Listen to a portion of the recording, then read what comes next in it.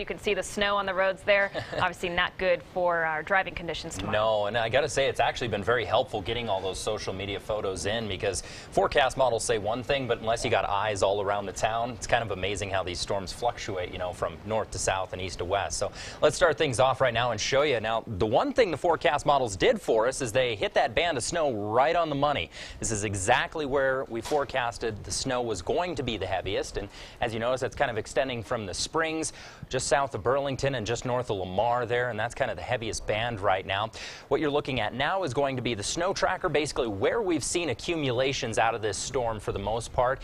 And here's a live look outside right now at our Bourbon Brothers Southern Kitchens camera, about 29 degrees there. And again, the snow is sticking even on the northern end of town right now, so that Monday morning commute with all that rain we saw before this snow, it's going to be really slippery out there. 29 degrees at our Abba Eye Care camera, and you notice very snowy out there, very limited visibility at Powers and Woodman right now as well. As for our Skycast, here's how things are going to play out again for the rest of your evening here. Again, those heavier bands of snow are going to kind of linger with us and start to die off, though, around 3 a.m. By about 7 a.m., just as you're heading out to work tomorrow, we're looking at really cloudy skies. A few light flurries aren't out of the realm, I guess you could say, tomorrow morning, but the heaviest impact tomorrow is just going to be the remnants of what we saw just move through the area. So again, very icy roads tomorrow and very limited visibility as we're looking at some fog as well. As Monday plays out, we'll start to see a few lingering flurries. I know the Skycast isn't painting a lot of activity in here, but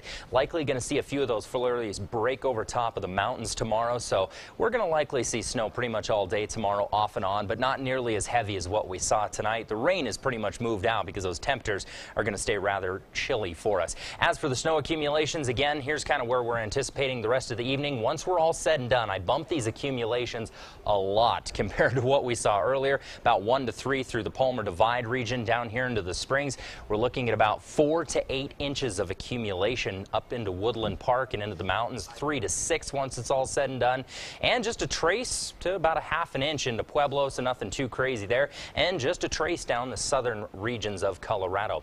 As for highs tomorrow, here's how things are playing out. Into the 20s, not really reaching the 30s anywhere across the board.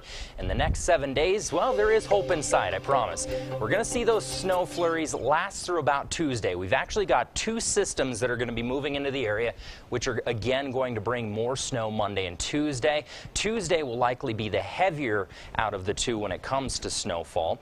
As for Pueblo, we're looking at about 30 degrees by Tuesday, and then the temperatures start to taper back up into the 40s and 50s by Thursday and Friday. Canyon City, we're looking at, again, 30 degrees tomorrow.